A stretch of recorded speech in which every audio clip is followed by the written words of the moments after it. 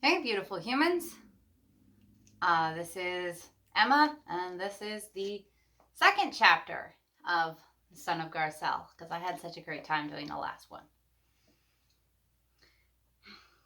Raliph's scheme. Unfortunately, I was not thrown from my horse, Dreno. He sensed that I was depressed and trotted more lightly than the mighty stallion usually would. Now, disappointed from a slow and peaceful ride, I go to the stables, annoyed at even my favorite horse for not doing what I wanted him to. Chimera finds me in the stables. She is my cousin, known for being the most striking beauty in the kingdom with a remarkably sweet disposition. Taking after her mother in looks, with blonde hair and blue eyes, but no one knows where she attained her alarmingly attractive charm and naive nature. Though born to my father's brother, she is my sister, and I look out for her as such. Her eyes show sympathy when she sees me. Perhaps she won't condemn me like the adults in my family have. Armand, my friend and brother, I had hoped to find you here. She smiles contagiously. What is it, Chimera? I ask, hoping she has not come to offer me sympathies and comfort because of what happened today. Instead, she blushes, glancing down at the stable floor. I came to ask for advice. I breathe a sigh of relief. That I can do. Because of my cousin's uncommon beauty and riches, there are many nobles who desire her hand in marriage, but she is not even 16 as of yet. Apart from that, she is unfortunately a hopeless romantic who lacks the perception to judge the characters of her suitors. However, she consults with me before she decides to see a suitor regularly. I am grateful for that, but what a suitor was doing coming on a day like this is beyond me. A knight, a lord, or a baron? I ask. A knight, she replies. What do you like about him? He is handsome and brave and has fine eyes, she says. What did he say to you? I ask. He said, my hair is like the sun on the wheat fields in the first morning light, and my eyes are deep as Nahon Lake, she says. Anything else? I ask. That he is a knight, the son of Lord Anteragon, protector of the Nahon Valley, and that he has traveled this long month just to see my beauty and seek a courtship, she says. He sounds like an opportunist to me. Nahon is not a wealthy province of Tarlin, and Lord Anteragon has been known to overtax his region. Living beside the Nahon Mountain, he and King Quilor greatly benefited from slaves during the war, and he was greatly opposed to its eradication. He bears the mark of Elar, she adds. That is no surprise. These days, almost everyone who is anyone bears it, or at least claims they do. It's become a form of ascertaining status. Religion has become a tool to gain wealth and power now, and the original meaning of it is already getting lost. Everyone in my family are servants of Elar. I am not. No one knows it except Raliph, my uncle. My mother took my secret to her grave in grief. Many men bear the mark of Elar, Sham, but not all are good men, I say, as I bend down to remove the spurs from my boots. You have to test them, test their hearts, their motives. She listens attentively to me with the same unspoiled admiration she holds for every person she knows who seems even moderately intelligent.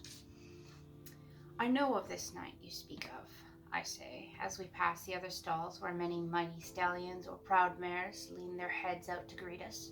His father, Lord Anteragon, is far from a good man. Our uncle Raliph has often been forced to take the long journey to reprimand him and secure honest spies in Nahon, hoping they will report back with integrity what the Lord has been doing. He overtaxes the people and land under his control, and will not think twice on dirty methods to obtain more power and wealth. He is quick to silence any who oppose him, and quick to accept bribes in all of his judgments. We believe from vague reports, for that is all we can ever obtain, that his son is no better than a spoiled and uncouth puppet for his father. Even if he were a good man in his heart, his father's controlling dictates would force him to behave in ways that you, my fair sister, would shudder to behold. She bites her lip. You have no faith he could change? I meet her imploring gaze. All men can change, But that must be their own decision, not the decision of a kind and affectionate woman, however beautiful and desirable she may be. You believe I should turn him down? She says, in a low, serious voice. For the time being, I reply. You are young, and have so many suitors who have yet to seek your hand. Perhaps in a couple years, if you still remember this night, you can inquire about Lord Antaragon and his son. She brightens. Thank you, Armand. You are so wise.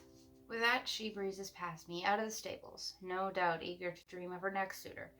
I fear for her. Someday my wisdom, and that of her closest family and friends, will not succeed in pausing Chimera's naive heart in her innocent search of love and handsome suitors.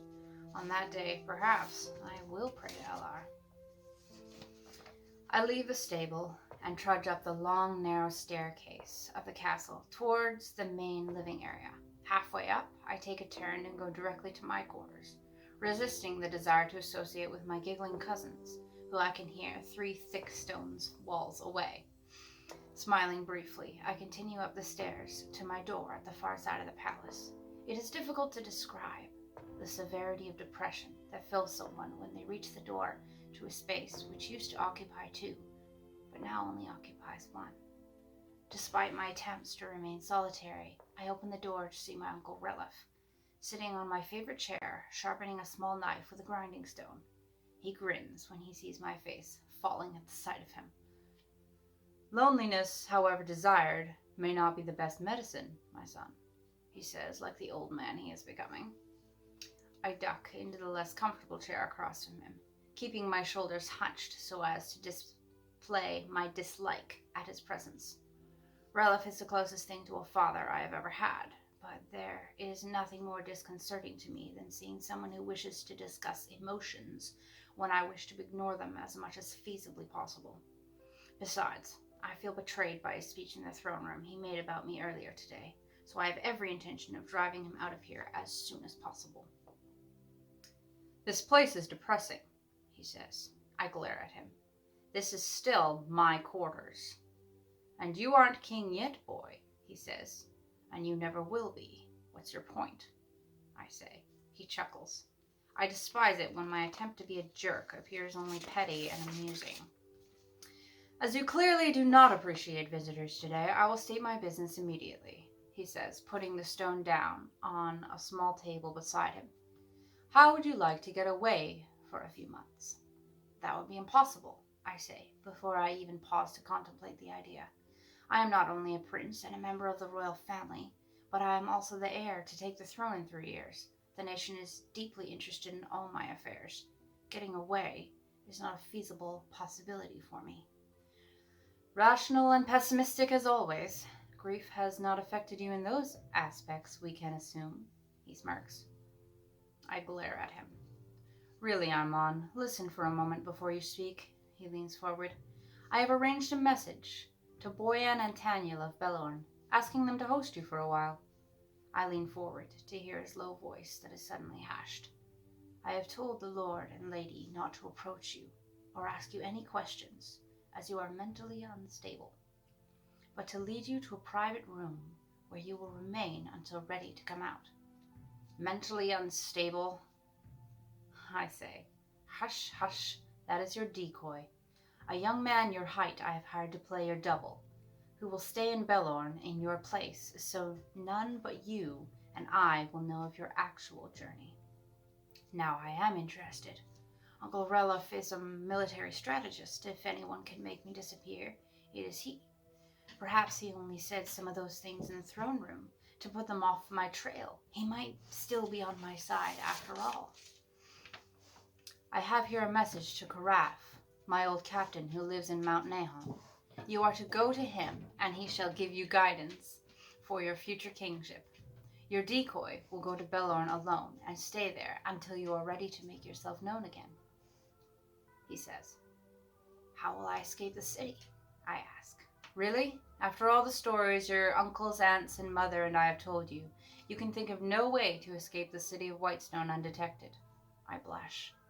Use your head and invent something. If you cannot make it out of Whitestone without being recognized, then clearly you are not ready to travel the Great Forest or through Colis without being recognized as a prince, he says. You shall leave tomorrow. Capers, what are you doing inside? Thank you.